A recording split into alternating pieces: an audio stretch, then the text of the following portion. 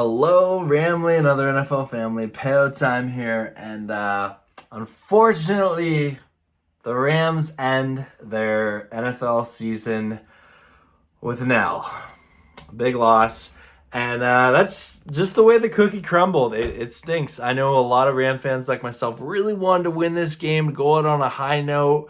Help the Lions. Hopefully give them an opportunity for a win and in scenario. But honestly, it didn't happen. This game was it was a fun game for being so low scoring. I still enjoyed it. Congrats to the Seahawks for getting the W there.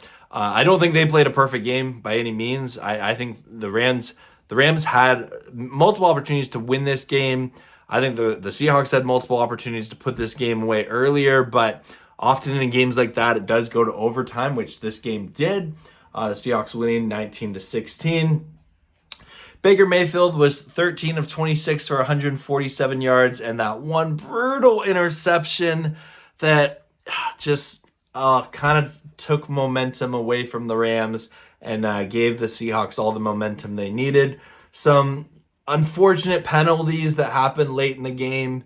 I don't want to be someone that's just obsessed with the refs and things like that, but they for sure were a factor into this game.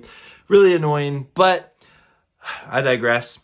Really curious to see what happens with the Rams this offseason. And even I'm curious to see, if the Lions win tonight and the Seahawks make the playoffs, do the Seahawks seem like a team that can make a lot of noise in the playoffs? I'm not sure.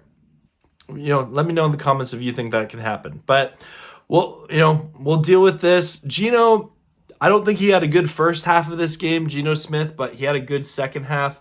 Really the biggest play for him, I'd say, was his scramble.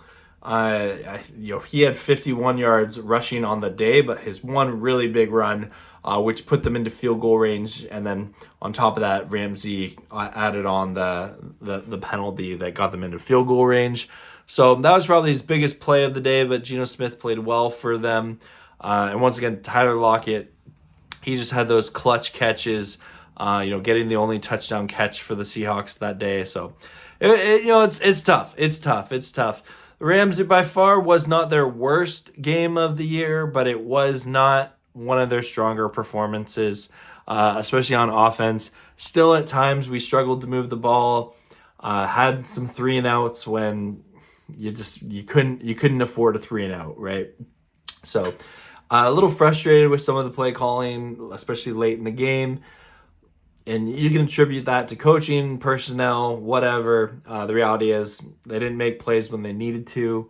And ultimately, it resulted in an L. And we are a 5-12 team. That's our Super Bowl defense title, unfortunately. And there's a lot of reasons into that. I keep my head high. I still had fun this season as a Rams fan, and as a football fan, I'll continue to have fun into the playoffs.